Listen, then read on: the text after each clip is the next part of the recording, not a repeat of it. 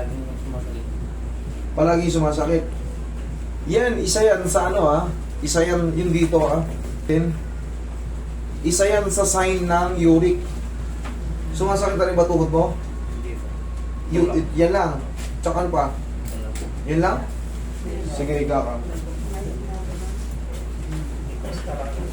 Oo. Ganun lang daw, pasta lang. Eh, sa yung ano, baka hindi kayo ano ka. Kung nakakaintindi ako ng Sabi konti. ni Papa bukas na rin, makaintindi ng konti. Nakakaintindi sabi ako, niya. kaso nahirapan ako magsalita. Siyempre, laking US ako eh. USA. Kahit 2 taon noon pa, pumunta na dito, Dito naman kasi marami ring Ilocano dito. Ito mga to, taga ano to mga to, Gataran.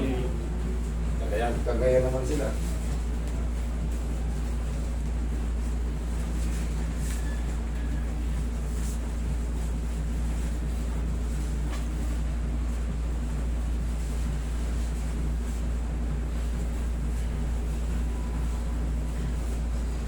Roy, Ano yun?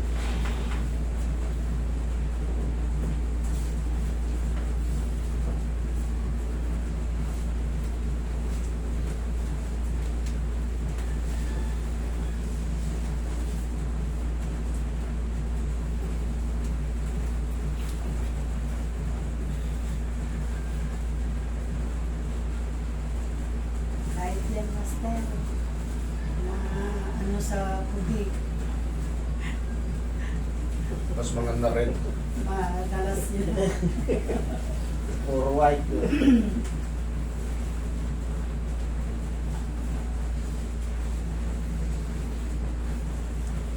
Roy, tingin pa ako.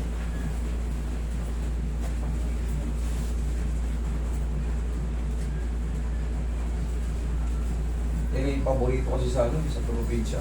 Lalo sa Baguio. Nako, Bagyo.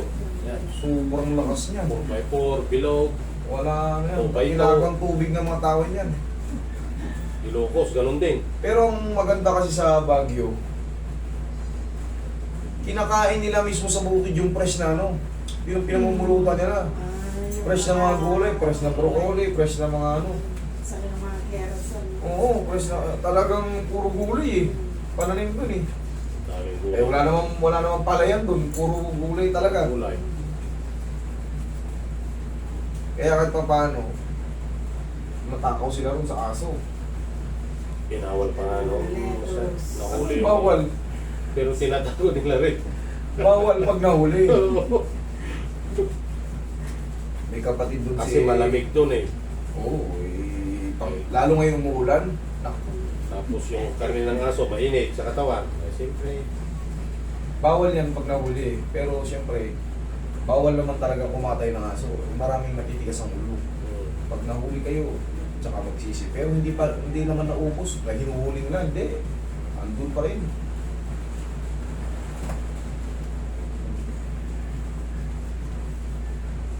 galing na yan. Pasway. Sakit.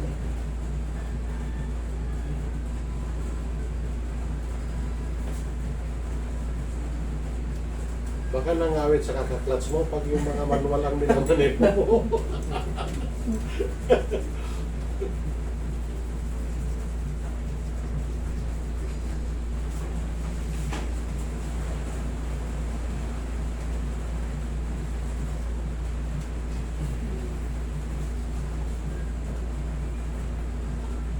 Sakit.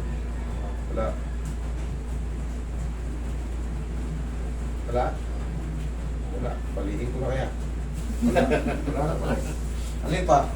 Wala. Okay, yun lang. Tanong mo. Paulit